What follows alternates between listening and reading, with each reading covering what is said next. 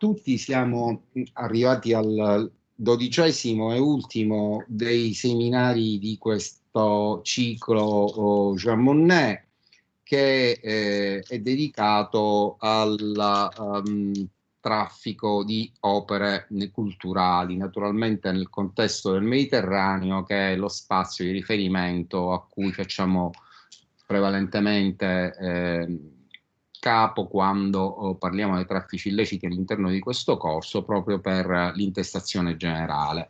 In verità, molte delle norme che abbiamo incontrato in questi 3 mesi sono norme che hanno una portata internazionale, tendenzialmente globale, e dunque vanno ben oltre della dimensione del Mediterraneo, ma con cerchi concentrici il punto di riferimento privilegiato, per così dire, che abbiamo scelto è appunto questo ancoraggio alla nostra posizione anche geografica. Il tema del traffico di opere culturali è stato oggetto privilegiato, direi, degli incontri che sono stati sviluppati nell'ambito del primo anno del ciclo triennale del Centro d'Eccellenza Jean Monnet. E questa attenzione privilegiata si è sviluppata tanto in 2 incontri seminariali, ad uno dei quali aveva partecipato la dottoressa La Chioma, che oggi è di nuovo con noi, e con 2 workshop che erano stati tenuti in collaborazione con l'Università di Barcellona, e era stata coorganizzatrice la professoressa Mirenchu Corcoi, che è con noi stasera. Nello sviluppo dei ben 4 incontri che appunto l'anno scorso sono stati tenuti sull'argomento, è stato approfondito un filone di contributi che ha trovato in Riccardo Modei, che è borsista del centro durante questo periodo, proprio un lavoro sul traffico di opere culturali in relazione al contesto più generale dei traffici illeciti, delle organizzazioni criminali e del modo in cui questa particolare tipologia di traffico illecito si colloca rispetto al panorama generale dei traffici illeciti, perché diciamo rispetto ad altre realtà sicuramente il traffico di cui parliamo presenta alcune caratteristiche, perché se per un verso anche questo mercato illecito presenta alcune note caratteristiche tipiche e comuni, per così dire, alle diverse tipologie di traffici illeciti, vi sono certamente delle particolarità collegate alla nozione stessa di culturale, di patrimonio culturale, e rispetto al modo in cui il bene culturale entra in circolazione. Già rispetto ad altri traffici illeciti c'è una fase di apprensione o di falsificazione dei documenti collegati al bene, che è specifica, meno particolare, ma poi con delle modalità tecniche pure non comuni, è la dimensione della circolazione del bene, che presenta una duplicità, per così dire, di di vie, di strade, una più direttamente illecita, quindi un mercato nero in senso proprio, scambi che non passano da canali ufficiali, e un'altra invece che potremmo definire grigia, che per certi versi sfrutta i canali di circolazione delle opere d'arte ufficiali. E infine la fase appunto di cessione del bene, in cui il bene arriva a consumatori finali che non presentano le caratteristiche di di altri mercati illeciti, perché spesso per la natura stessa del patrimonio culturale sono soggetti che appartengono alle classi alte della società. Non stiamo parlando di situazioni come il traffico illecito di stupefacenti, che vedono poi alla fine la cessione al consumatore finale, certo anche con soggetti appartenenti oramai a strati molto differenziati, ma hanno anche un collegamento più forte con strati di marginalità sociale che certamente condizionano la considerazione complessiva. Inoltre anche i luoghi, le rotte che vengono seguite sono particolari, mentre appunto per così dire abbiamo visto che ci sono delle rotte differenziate rispetto ai traffici che abbiamo fin qui considerato. Ricorderete appunto per i traffici collegati alle migrazioni, alla tratta, diciamo dal sud del mondo verso i paesi più avanzati. Qui poi abbiamo visto il traffico dei rifiuti la settimana scorsa, dove invece la direzione è paradossalmente opposta, i paesi ricchi, per così dire, che inviano ai paesi più poveri i propri residui da smaltire. Qui abbiamo invece una situazione molto più variegata. Ci sono dei paesi storicamente più dotati di ricchezze archeologiche, culturali, e diciamo la tendenza è ancora una volta a andare verso i paesi più ricchi. Anche qui si presenta infine quel carattere della transnazionalità che più volte abbiamo visto essere un tratto comune tra le diverse forme di mercati illeciti.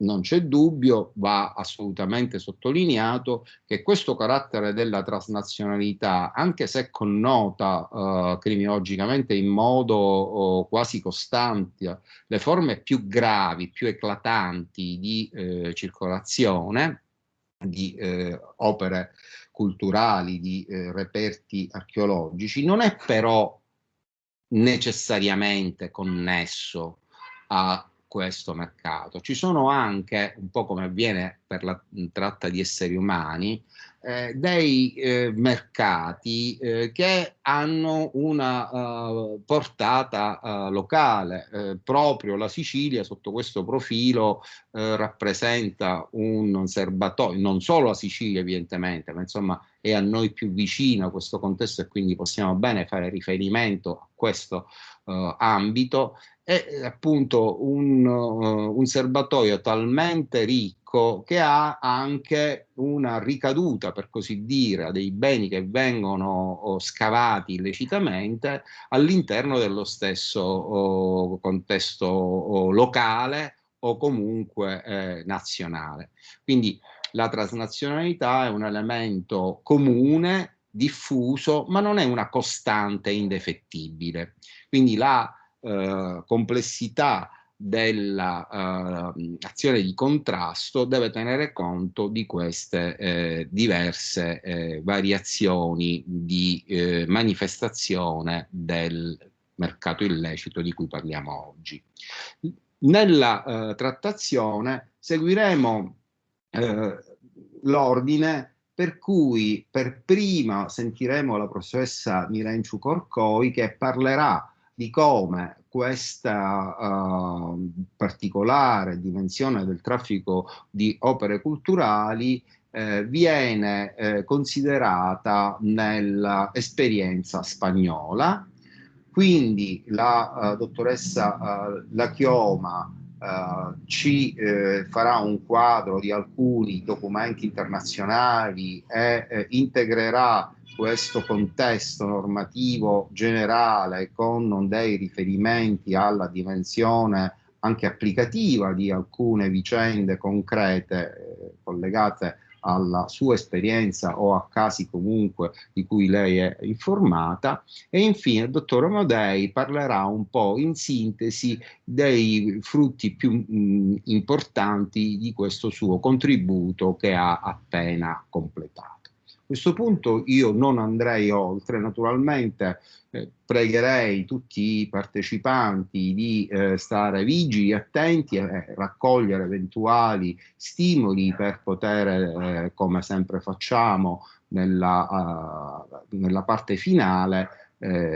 porgere qualche quesito a chi prenderà la parola. E a questo punto do subito la parola alla professoressa Mirenciu Corcoi dell'Università di Barcellona, che fa parte da sempre del team del Jean Monnet ed è stata per noi una sponda impareggiabile per numerose delle attività che nell'ambito di questi anni abbiamo sviluppato. Grazie e a te la parola, Mirenciu. Grazie Vincenzo, grazie a tutto il team. Ricardo, me disculpo por no hablar en italiano, pero espero que si hablo lentamente se comprenda. Y bueno, espero que si hay alguna duda, por favor me lo plantean. Voy a presentar un PowerPoint, pero creo que tengo un problema porque no se puede poner toda la página, no sé por qué. Ma si vede bene, per ora si vede bene, sí. ¿Se ve bien? Bueno. Bien, pues yo voy a hacer referencia a la protección del patrimonio cultural en general, también más en concreto en España, porque entiendo que los siguientes intervinientes van a hacer más referencia al ámbito internacional y al ámbito italiano. Y como ha dicho el profesor Vincenzo Militello, realmente el Mediterráneo en este punto es absolutamente relevante por la gran riqueza cultural. Ahora se ha ido. Sì, professoressa, mi scusi, sto provando a caricarlo direttamente sul Teams così lei può gestirlo. Avevo caricato la finestra, quindi era stato un mio... Sí, sí.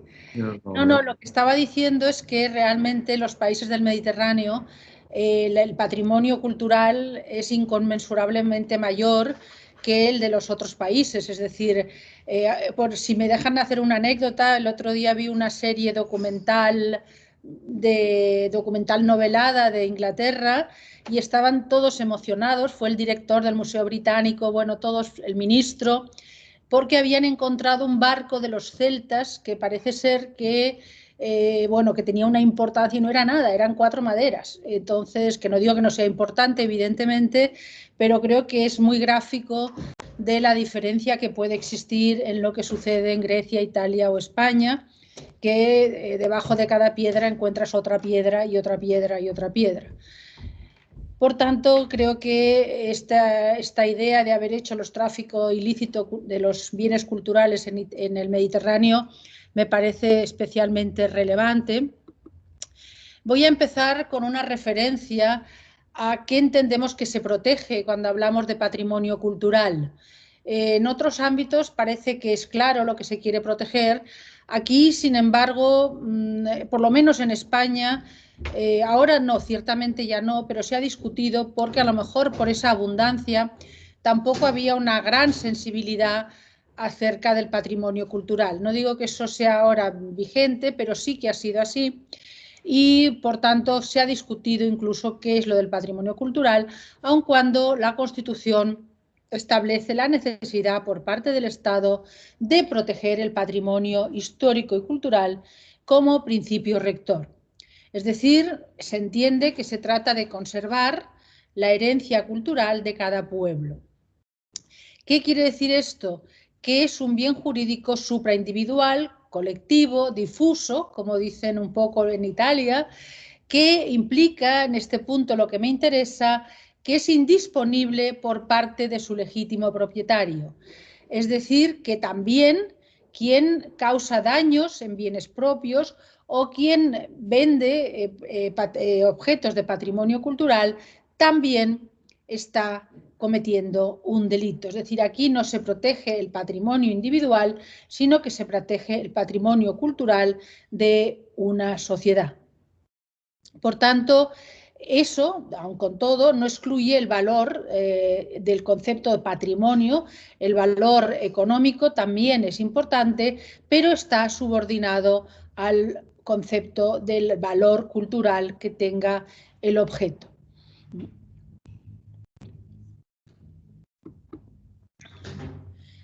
Para interpretar los preceptos en los cuales se regula, se castiga, mejor dicho, el tráfico de bienes culturales, los daños a los bienes culturales, es necesario remitirse a leyes extrapenales y que son normativas, algunas de nivel europeo, otras estatales, otras autonómicas, cuestión que en España plantea bastantes problemas por la competencia de las autonomías, que a veces no tienen un mismo nivel de protección.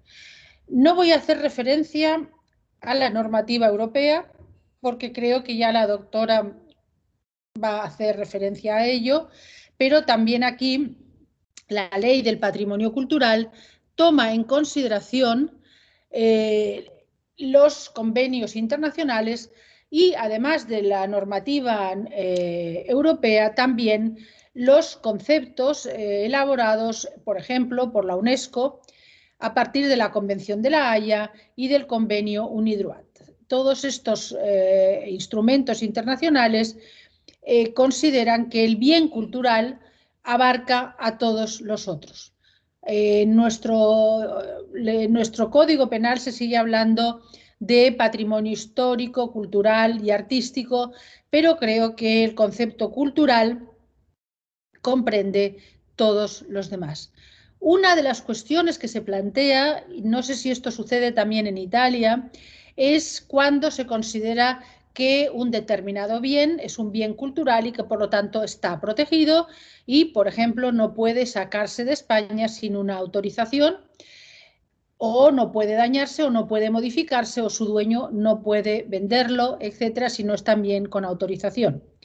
Aquí una de las discusiones que sigue existiendo en la jurisprudencia es si previamente tiene que estar registrado como bien cultural. Este es un tema todavía a debate que no ha sido solucionado y tenemos sentencias en un sentido y en otro. Sentencias que entienden que tiene que estar específicamente registrado y otras que no. Hay algunas reglas generales que esas serían de aplicación aunque no estuviese registrado. Por ejemplo, cuando son objetos con valor artístico, cultural, con más de 100 años, la exportación debe ser autorizada por el Estado y además el Estado tiene derecho de tanteo y retracto, es decir, que puede adquirir ese bien por el mismo precio que se pretendía vender. Este es un tema que se ha suscitado en varias ocasiones. La última y más conocida, bueno, pues la voy a comentar ya que puede tener un interés pues casi, no sé, de curiosidad. Es un cuadro de Picasso que pretendía ser vendido por el hijo de Emilio Botín, el presidente del Banco Santander, y que fue decomisado cuando estaba en un velero que iba a salir rumbo, en teoría, a Génova, pero no sabemos, Génova, no sabemos exactamente, pero en todo caso fue decomisado por la policía y está investigado, imputado por un delito contra el patrimonio cultural. Por tanto, cuando son, digo, bienes que claramente tienen un valor artístico, cultural y más antiguas de 100 años, están protegidas con carácter general por la ley estatal en este sentido. Es decir, que no es posible sacarlas de España sin autorización del Estado y que éste tiene derecho a comprar por el mismo precio este objeto. ¿Voy muy deprisa o se entiende bien? ¿Sí? Entiende bien, sí. Dentro de los objetos, he hecho referencia a cuadros, voy a hacer una mínima referencia a otros que también están protegidos, que en este caso su tráfico ilícito es más difícil en este momento, aun cuando este tráfico ilícito ha existido y todos sabemos que existen iglesias románicas, claustros románicos en Estados Unidos que han sido llevados piedra a piedra desde España en concreto y desde Italia también, por supuesto. Por tanto, esto algo que hoy en día no es en principio pensable, pero sin embargo creo que hay que tomarlo en consideración porque a lo mejor ahora no son los norteamericanos, sino que son los chinos que se nos llevan las ermitas románicas. Entonces creo que también hay que tenerlo en cuenta y también, por tanto, los edificios están protegidos. Edificio que abarca un concepto amplio de palacio, castillo, es decir, cualquier edificio, pero no los monumentos, esculturas, acueductos que estarían protegidos como objetos. En todo caso, creo que es importante tener en cuenta este hecho, que aunque hoy en día parece más difícil, parece ser que todavía existe, aun cuando, a mí es lo que me han comentado, aun cuando no tenemos datos concretos de cómo, cuándo ha sucedido en los últimos años, parece que hay indicios de que sí, que se han producido también tráfico ilícito de trozos de edificios, sobre todo románicos. Aquí también se plantea si deben estar singularmente protegidos. Y esto se ha planteado precisamente en relación con las ermitas, porque hay muchas diseminadas, muchas en zonas muy alejadas de los centros y que muchas de ellas no están ni siquiera catalogadas, lo cual plantea la discusión si realmente también están protegidas por toda esta normativa. Yo creo que sí, evidentemente tienen más de 100 años y claramente tienen un valor cultural. Cuestión diferente es cuando uno de esos edificios o una de esos monumentos están dentro de un ámbito protegido como conjunto histórico, en cuyo caso, como por ejemplo esta sentencia del Tribunal Supremo, considera que no es suficiente el que esté dentro de ese conjunto histórico, no es suficiente para que esté especialmente protegido. No es necesario que se trate de bienes públicos, como he dicho, pueden ser bienes privados. Tampoco es relevante la cuantía del daño porque, como he dicho, es suficiente que tengan el valor cultural. Sin embargo, es un tema que ha planteado problemas de, como ya he comentado algunos de ellos, cuando realmente están protegidos, por lo menos desde el punto de vista penal. Porque se plantean todas esas discusiones a las que he hecho referencia, como que esté registrado, como que no solamente forme parte de un conjunto cultural o histórico, sino también que sea especialmente protegido, etc. Hoy en día estamos diferenciando claramente dos grupos de bienes culturales. Por un lado, unos con carácter general, los bienes que de valor histórico, artístico, científico, cultural o monumental, y se trata de forma diferenciada porque hoy en día casi es el tema que crea un mayor debate y donde hay más número de sentencias, son los yacimientos arqueológicos terrestres o subacuáticos. Es decir, es el ámbito que por parte de la policía especializada, por parte de las fiscalías, consideran que está menos protegido y que por tanto requiere una especial atención estos yacimientos arqueológicos, ya sean terrestres o subacuáticos. La referencia a subacuático es muy reciente porque hasta el año 2015, hace muy poco tiempo, no se contemplaban también como protegidos los bienes, los yacimientos arqueológicos subacuáticos. Es decir, que hoy en día esos serían los supuestos más relevantes, serían los de los yacimientos, sobre todo relevantes, primero, porque hay muchos, y segundo, porque son más difíciles de controlar por su misma naturaleza, ya que están debajo tierra o debajo del agua. Por tanto, muchas veces eso es desconocido, que eso existe, y por tanto, por parte de quienes tienen el deber de protegerlos, es más difícil su control. En el caso de los yacimientos subacuáticos, la reforma que se hizo en España viene dada por la especial vulnerabilidad y por el movimiento mundial dirigido a proteger esos bienes, en concreto el convenio de la UNESCO de 2001, que insta a los estados a proteger su patrimonio subacuático. En todo caso, como ven, desde 2001, del convenio de la UNESCO, hasta 2015 no se introdujo en nuestro Código Penal la referencia a los yacimientos subacuáticos.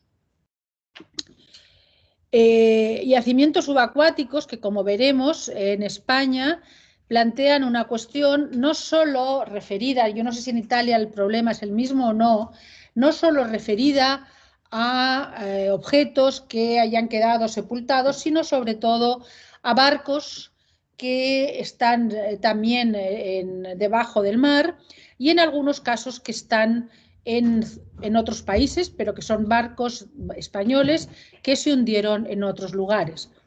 Todo eso ha planteado diversos debates y con respuestas por los organismos internacionales, los tribunales internacionales, muy diversas. En todo caso, luego haré referencia a algún caso en concreto. En principio, estos yacimientos, tanto subacuáticos como terrestres, se consideran bienes de dominio público. Es decir, que aun cuando estén en un terreno, que sea un terreno de una determinada persona, física o jurídica, lo que hay debajo, si tiene ese valor cultural, se entiende que es de dominio público, aun cuando recibirán la mitad del valor de tasación si lo entregan y sancionados si no lo entregan.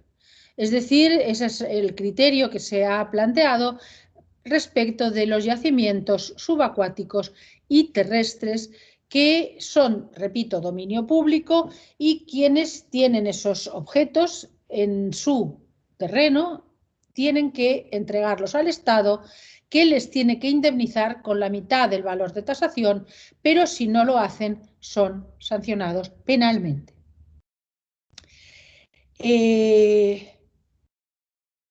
También estos expolios, que ahora se tipifica expresamente como expolios, anteriormente, cuando no estaba expresamente tipificado, se habían considerado como daños, ya que la desaparición de ese bien cultural afecta al patrimonio cultural. Quiero señalar que aquí también los tipos se regulan también, tipos agravados de hurto, robo y apropiación indebida y estafa de bienes culturales. Por tanto, ahí, con una idea de proteger en mayor medida esos bienes culturales, también se agravan todos los supuestos relacionados con el robo, con el patrimonio, en los cuales el objeto robado, hurtado o estafado o apropiado es un bien cultural. Como he hecho referencia, el expolio hoy en día es el tema que suscita un mayor debate, que suscita mayores intervenciones por parte de la policía y de la fiscalía. Aquí, por ejemplo, es un ejemplo, desde 2011 la Guardia Civil, hay un cuerpo especial de protección del patrimonio cultural de la Guardia Civil, ha practicado un total de 180 detenciones o imputaciones. De ellas se han abierto casos de 2.000 expedientes por infracción administrativa, más de la mitad por el SEPRONA, que el SEPRONA es esta sección de la Guardia Civil dedicada a la protección del medio ambiente y el patrimonio cultural.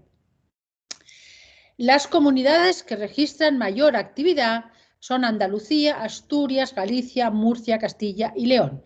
Sin embargo, esto, que podría parecer evidente, no lo es, porque la competencia en Cataluña y en el País Vasco no es de la Guardia Civil, sino de la Policía Catalana, los Mossos d'Esquadra y la Policía Vasca, que, tengo que decirlo claramente, no tienen la misma actividad, no tienen la misma efectividad, no tienen el mismo interés en la protección del patrimonio cultural. Excepto en algunas ocasiones, realmente su actividad en este ámbito es mínima. Por tanto, esos datos que tenemos son datos parciales que además tampoco están puestos al día, pero que en todo caso no contemplan otras zonas, como digo, sobre todo Cataluña y el País Vasco, que tienen también un gran interés cultural, sobre todo Cataluña, mucho más que el País Vasco, porque en el País Vasco realmente ha habido muy poca llegada por parte, no han llegado ni los fenicios, ni los romanos, ni los griegos, mientras que en Cataluña han llegado todos. En Cataluña han llegado los fenicios, los griegos, los romanos, hasta los normandos, como también en Sicilia, han llegado también aquí, mientras que en el País Vasco solo llegaron los vikingos. Entonces, realmente su patrimonio cultural, sintiéndolo mucho, es muy inferior, es muy parecido al que tienen los ingleses. O no, los ingleses aún tienen más romano. Bien. Antes de esto, la mayor preocupación era proteger las iglesias, es decir, evitar el robo de las iglesias, porque, como digo, existían innumerables iglesias, ermitas, con pinturas románicas que han sido expoliadas en un porcentaje altísimo, porque además era muy difícil realmente protegerlo. Y como curiosidad o como dato, voy a hacer referencia a un famoso expoliador, Eric el Belga, no sé si lo oyeron hablar, pero aquí fue muy importante, que se dedicó a robar en iglesias y museos. Incluso se llevó un códice importantísimo de la Catedral de Santiago de Compostela, es decir, no estoy hablando aquí de una ermita pequeña, sino de un centro claramente que además siempre está lleno de personas que van a hacer el Camino de Santiago. Bien, este señor, después de estar en la cárcel, concedió una entrevista en la que manifestaba que su actividad había ayudado a proteger el patrimonio cultural. Es decir, porque en su momento era tan fácil robar los bienes culturales porque no estaban protegidos y únicamente había que entrar por una ventana o esperar a que la perra del guardián estuviera atada. Es decir, que realmente hablar incluso de robo era difícil, porque si la ventana está abierta, aquí, bueno, no voy a entrar en la distinción entre hurto y robo, con fuerza, pero en todo caso era tan sencillo que, según él, lo que se estaba haciendo era proteger el patrimonio cultural. Hombre, esto tampoco es novedoso. Si me dejan hacer un comentario, bueno, lo voy a hacer igualmente. Recuerdo muy bien la primera vez que estuve en Berlín Oriental, cuando era Berlín Oriental, en el Pérgamo Museum había, no sé si ahora sigue ese letrero o no, pero había un letrero grande cuando está la ciudad de Bérgamo, precisamente, de Pérgamo, perdón, todo esa impresionante que es con los leones y todo que tienen allí, que dice que gracias a los alemanes eso existe, porque si no, no hubiera existido. Bueno, pues Eric el Belga vino a decir un poco lo mismo, que gracias a que él se llevó todos esos objetos y los colocó en colecciones europeas, esos objetos siguen existiendo.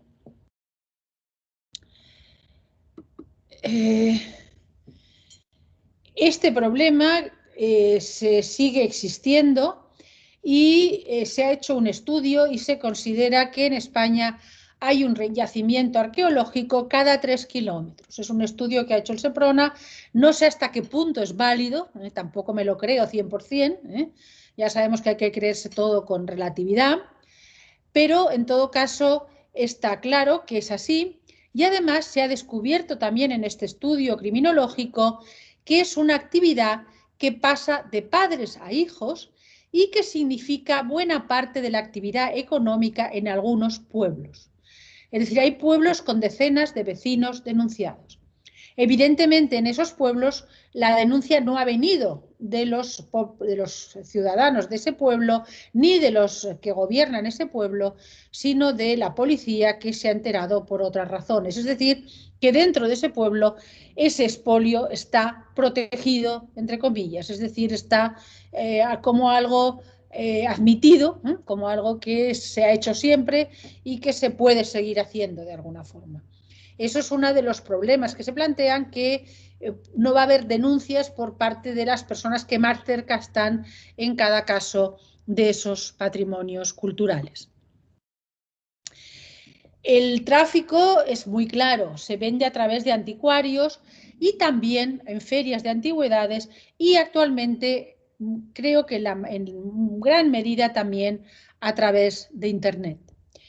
En 2020, el año pasado, en plena pandemia, fue detenido un sujeto en Jerez de la Frontera que tenía en la red, es decir, en Internet, un auténtico botín de monedas, hebillas y hachas del periodo fenicio. No se ha logrado saber dónde lo había obtenido, porque se ha negado a declarar, por tanto no sabemos cómo se había hecho con este botín, quién le había facilitado el botín, porque es difícil que él realmente lo hubiera conseguido directamente. En todo caso, no tenemos conocimiento del origen de esa cantidad impresionante de objetos. También en 2020, en una redada de narcotraficantes en Sevilla, se encontraron 500 piezas arqueológicas, vasijas extraídas de tumbas romanas, monedas ibero-romanas, hachas pulimentadas de bronce y piedra, espadas, abrecartas, y se está investigando, todavía no se sabe, por las fechas evidentemente todavía no tenemos más datos, si el expolio formaba parte de su actividad ilícita. Es decir, si no solo se dedicaban claramente al tráfico de drogas, que eso ya estaban condenados en algunos casos por tráfico de drogas, sino también si esa organización había sumado a su actividad ilícita el tráfico de bienes culturales. Por la cantidad de piezas que tenían, es previsible que sí, que ya formase parte de su tráfico, y que esto es lo que se ha obtenido, pero que es una parte, ¿no? Es la punta del iceberg de lo que realmente han podido estar haciendo. Hasta 2020, fíjense la importancia que tiene y lo poco que se había protegido esos yacimientos arqueológicos. Lo cierto es que como hasta 2015 tampoco estaba castigado penalmente, pues tenemos la primera sentencia del Tribunal Supremo, es la sentencia 1927-2020, que condena por un expolio doloso. Este expolio se llevó a efecto incluso con excavadoras, es decir, no era algo que se hacía de una forma oculta por la noche, etcétera, sino que se hacía con gran maquinaria en una zona cercana, en Aragón, en una zona cercana a una montaña que se llama el Moncayo. Se trataba de toda una ciudad celtíbera. Por lo visto se llamaba esta ciudad Araticos, y su necrópolis fue erigida en la Edad del Hierro, entre 4000 y 800 años antes de Cristo. Toda esta ciudad estaba en un terreno de unos sujetos, y estos sujetos se dedicaron a ir sacando toda esta ciudad e ir vendiéndola, también en este caso en Europa, en distintos anticuarios. Por eso se encontraron piezas en alguna feria de antigüedades. Si no creo recordar mal, algunas se encontró en Maastricht, por ejemplo, una de las mayores ferias internacionales de objetos de arte, y ahí se detectó que esos objetos de dónde podrían venir, y finalmente se llegó a conocer de dónde provenían todos esos objetos. Y vamos a pensar lo que hacía referencia antes, que los que están alrededor no lo consideran algo relevante, porque, como digo, todos esos objetos, que había yelmos, había corazas, había de todo, se hacían a la luz del día y con maquinaria pesada. Es decir, y allí nadie denunció, sino que esto se llegó a conocimiento por bienes que se encontraron en anticuarios en Europa. El otro punto que he hecho referencia antes en relación con el expolio eran los yacimientos subacuáticos, que como digo todavía es más reciente su protección penal y que aquí lo que plantea en muchas ocasiones, y es a lo que quería hacer en concreto referencia, es a quién pertenecen esos bienes. Realmente aquí se plantean cuestiones muy complejas de derecho internacional. Un caso importante y que, bueno, lo voy a mencionar porque es curioso, ¿no? Que es el caso Odyssey Explorer, que es un buque cazatesoros que exportó ilícitamente a Estados Unidos bienes arqueológicos extraídos de la fragata Nuestra Señora de las Mercedes. Esta fragata estaba hundida frente a las costas de Cádiz y además muy cerca de la costa, es decir, estoy segura que se había visto ya esa fragata porque estaba prácticamente íntegra y sin embargo aquí nadie había dado importancia. Bien, la propiedad de los objetos que había en la fragata se reclamaba por Perú, porque muchos objetos venían de Perú, precisamente, era una fragata que provenía de Perú, de aquellos tiempos de la conquista, también España, porque el buque era español y además estaba en las costas de Cádiz, y la empresa Cazatesoros. Curiosamente, aquí el Tribunal de Tampa, Florida, ordenó que fueran devueltos a España en base a la bandera del buque hundido. Si digo extrañamente, no porque jurídicamente me parezca extraño, sino porque un tribunal norteamericano nos dé la razón. Pero en todo caso, en este caso sí que nos dio la razón. Sin embargo, ha habido otro caso también de una fragata hundida en las costas de Colombia, una fragata española hundida en las costas de Colombia con objetos provenientes en este caso también de Perú, que sin embargo se lo han quedado en Colombia. Es cierto que aquí tampoco España ha ejercido ninguna acción jurídica para tener al menos parte de esos bienes, pese a que el buque, la fragata hundida, era también de bandera española. Perdón. Antes he comentado que esto de los expolios se puede considerar como expolio en sí mismo, pero quiero también señalar que como antes de que tuviésemos regulado el expolio, se había tratado de también sancionar a través de los daños. A través de los daños con un concepto funcional de daños. Concepto funcional de daños que implica que se produce un daño cuando hay la pérdida del valor de uso o la inutilización. Ello implica que si unos bienes culturales han salido de España, ello implica que ya no hay la posibilidad de la utilización, del uso, y por tanto se ha provocado un daño al patrimonio cultural. Como he dicho antes, además, los supuestos de apoderamiento, defraudación, tráfico ilegal, se castigan también, es decir, tenemos como una doble tipificación, por un lado, dentro de los delitos del patrimonio histórico, que en cierto modo son nuevos porque son del año 95, y por otro lado, dentro de los delitos contra el patrimonio como tipos agravados. También contemplan estos supuestos la ley de contrabandos.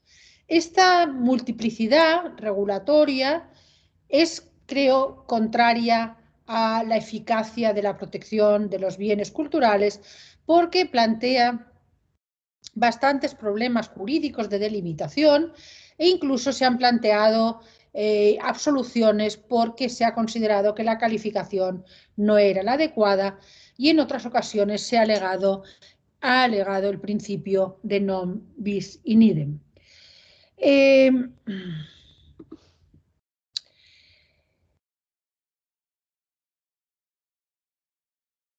Esto es lo que quiero plantear aquí. ¿Qué sucede con este principio de non bis in idem cuando, por ejemplo, en este caso, se condena por el tipo agravado contra el patrimonio, por tratarse de bienes de interés cultural, en concurso ideal con el delito contra el patrimonio histórico? Esto infringe el principio de non bis in idem, Según este tribunal de Toledo, esta sentencia de la Audiencia Provincial de Toledo, no es así y condena como concurso ideal entre un delito contra el patrimonio agravado y un delito contra el patrimonio histórico. Se trataba de extracción de restos arqueológicos que había en su finca para venderlos. Además, claro, aquí hablar del 253 es complicado porque eran bienes que estaban en su finca. Si se puede hacer es por lo que he dicho hace unos momentos, que estos restos arqueológicos se consideran de dominio público. Por tanto, aunque estén en territorio, en terreno de una determinada persona, no son propiedad de esa persona, aunque tenga derecho a una cierta indemnización si los entrega al Estado. No sé el tiempo que llevo, pero con esto básicamente lo que pensaba decir ya lo digo, ya lo tengo dicho, aunque tengo más presentaciones, tampoco me querría alargar excesivamente ni centrarme tampoco mucho en lo que es la regulación española. Hai ancora 5-10 minuti tranquillamente, Mirena, senza problemi. Es que aquí tengo más en cuenta ya problemas que no son tanto de tráfico, sino de destrucción de patrimonio cultural, pero creo que también puede tener su interés porque también es cierto que en ocasiones esta destrucción, por ejemplo el derribo de edificios, se lleva a efecto para hacerse con los trozos, las piedras, los mármoles, los mosaicos, etcétera, de este edificio y por tanto también ahí tiene un interés en relación con el tráfico ilícito de bienes culturales y aquí se considera que es derribo, es un tipo específico, el derribo y además en concreto contempla este supuesto porque hace referencia al derribo parcial. Se entiende que el derribo parcial también es delito cuando se afecta los elementos que fundamentan su valor cultural. Es decir, que aquí lo que se pretende proteger no es tanto el edificio en sí mismo como los elementos que determinan el valor cultural de ese edificio y, como digo, en la práctica se ha utilizado este tipo de conductas para hacerse con esos elementos que tienen un valor cultural, rejas, por ejemplo, mosaicos, suelos, mármoles, etcétera, que tienen ese valor cultural para luego venderlos. También se castiga de forma diferente la alteración grave, es decir, cuando se modifica un edificio de valor cultural, aunque sea posible la restauración. Para que estos supuestos sean delictivos, se requiere que no haya autorización. Si hay autorización, no habrá delito. Ahora bien, si la autorización es nula, por tratarse de una resolución manifiestamente injusta, en ese caso también será típico. Y aquí quiero hacer referencia a una cuestión que tiene que ver con algo que he dicho previamente, que uno de los problemas de la protección del patrimonio cultural es que en muchos sectores de la sociedad o en algunos sectores de la sociedad española todavía no está clara esa sensibilidad sobre la importancia de esa protección del patrimonio cultural y tampoco por parte de los responsables de los ayuntamientos en, sobre todo, poblaciones pequeñas, muchas de ellas con una gran riqueza cultural, que, como vemos, tampoco han denunciado conductas que se advertían claramente que eran de expolio y, sin embargo, en ningún caso actuaron. ¿Qué sucede? Que es que muchas veces incluso estos ayuntamientos, estas autoridades locales, están, si no de acuerdo, si no en un caso de cohecho, como mínimo están implicadas en estos hechos de expolio, en estos hechos de apropiación de bienes culturales y en algunas ocasiones o en bastantes ocasiones, han dictado resoluciones autorizando la extracción de determinados bienes culturales, autorizando ese derribo parcial, es decir, el extraer los elementos que tengan un mayor valor cultural para que lo pueda hacer su propietario. Por eso, teniendo claro el legislador español la implicación, sobre todo de las autoridades locales, en este tipo de delitos, creó un tipo específico de prevaricación especial. Es decir, existe un tipo específico de prevaricación especial que contempla como prevaricación. ¿Se entiende prevaricación en italiano? ¿Se utiliza el mismo término? ¿Prevaricato? Sí, prevaricazione. Prevaricación. Bien, pues normalmente una prevaricación supone una resolución manifiestamente injusta. Sería la conducta típica. Bien, en este delito de prevaricación especial en materia de patrimonio cultural, se amplía el concepto de prevaricación porque se amplía a supuestos de informes técnicos, peritajes, que hagan referencia a que esos bienes carecen de valor cultural, por ejemplo, o supuestos en que se silencia por quienes tienen el deber de haber denunciado esos hechos, se introducen como supuestos, como conductas típicas de prevaricación. Es decir, sería prevaricación no solamente la resolución que autoriza esa expropiación, ese expolio de bienes culturales, por ejemplo, a través del derribo parcial de un edificio, sino que también serán los supuestos en que la autoridad local solicite un informe y en el informe se diga que no, que realmente no tienen un valor cultural y que por tanto se puede autorizar ese derribo parcial o ese expolio de esos bienes. En esos casos, ese peritaje, esa persona que perita, aunque no sea ni funcionario ni autoridad, puede ser condenado por ese delito de prevaricación especial. Y lo mismo personas que tienen el deber de denunciar esos hechos y no lo hacen. Creo que la idea de este tipo es correcta, pero lo incorrecto es que este tipo está desde 1995 y nunca ha sido aplicado. No es que se haya absuelto, no, es que nunca se ha denunciado por hechos de esta naturaleza, cuando digo, como he dicho ya en repetidas ocasiones, que en muchos casos hay una connivencia por parte de las autoridades locales en relación con estos expolios de bienes culturales y que, como he dicho, algunos pueblos viven, muchas familias, de esos expolios culturales. Por tanto, creo que eso es importante, la sensibilización de la sociedad hacia la importancia del patrimonio cultural, y no sé si en eso vamos mejorando o no, a veces tengo mis dudas sobre ello, porque, por ejemplo, otra de las fórmulas que ha habido para poder utilizar los elementos de un edificio y venderlos, elementos con valor cultural, ha sido ir dejando en ruina el edificio para que se autorice la demolición por la ruina en que se encuentra, que es imposible ya el coste de repararlo es demasiado elevado, y eso va a permitir luego poderse hacer con estos elementos de valor cultural. Por tanto, como vemos, siempre hay mecanismos para poder hacerse con objetos de bienes culturales y por tanto, luego venderlos, traficar con ellos.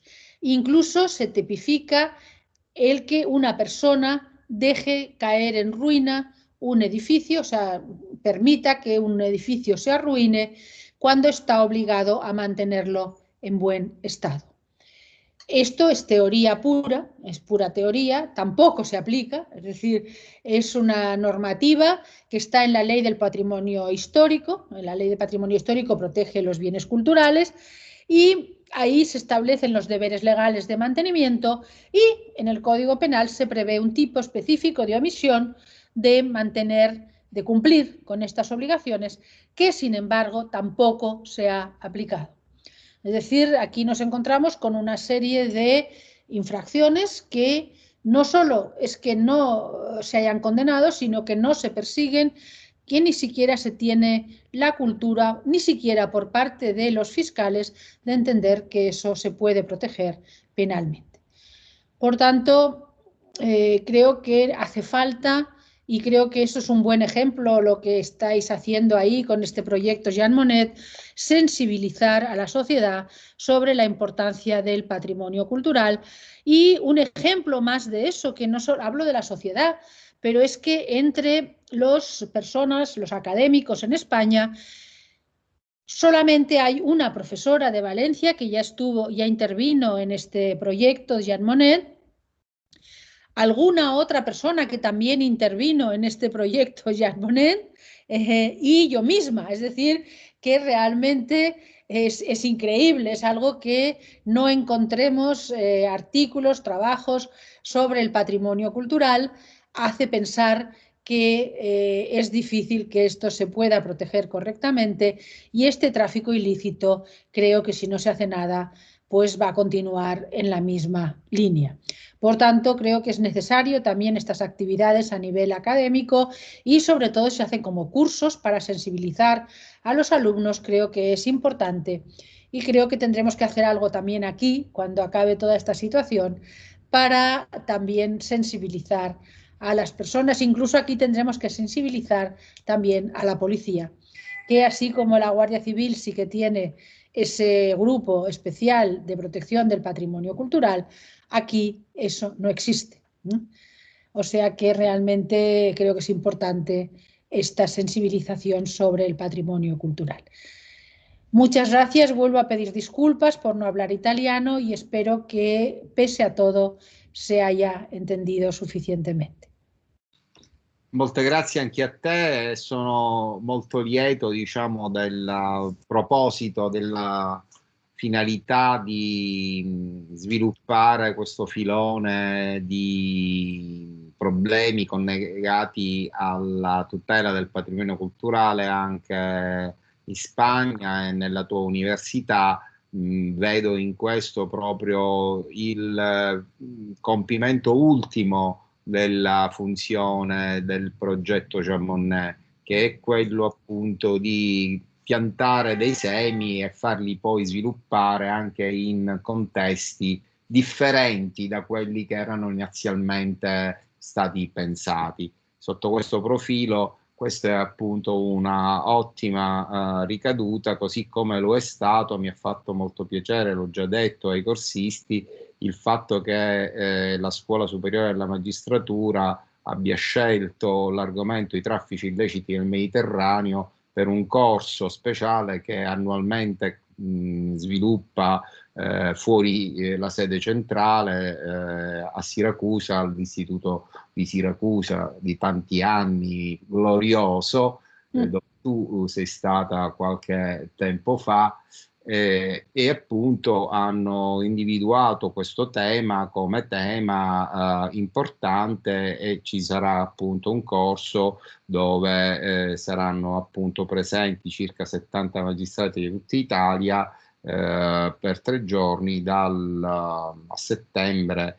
Se la memoria non mi inganna, non vorrei dare numeri sbagliati, anche perché c'è la dottoressa Lachioma e non la vorrei, diciamo, fare depistare, ecco, dovrebbe essere dal 21 al 23 settembre. Ecco, anche questa attività non era prevista, il fatto che sia stata adottata è appunto una delle ottime ricadute del progetto che abbiamo in corso, ed è resa possibile proprio dalla concezione che non si tratta di un gruppo chiuso che fa ricerca al proprio interno, ma si sviluppa attraverso una serie di collegamenti nelle varie realtà che sono interessate dal progetto.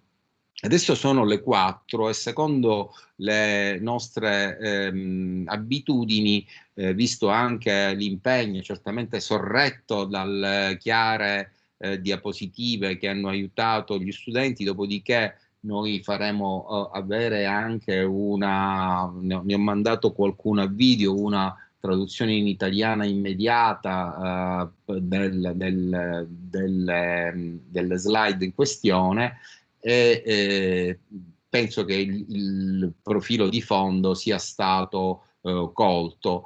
Ci sono significative simmetrie tra i due ordinamenti, anche solo dal punto di vista delle fonti normative. Avete visto come ci siano, diciamo, delle normative ad hoc in cui le norme penali si inseriscono attraverso una struttura che i penalisti chiamano di tipo sanzionatorio, cioè esiste una normativa extrapenale che ne è il presupposto e poi appunto interviene la norma penale a sanzionare la violazione delle regole extra penali.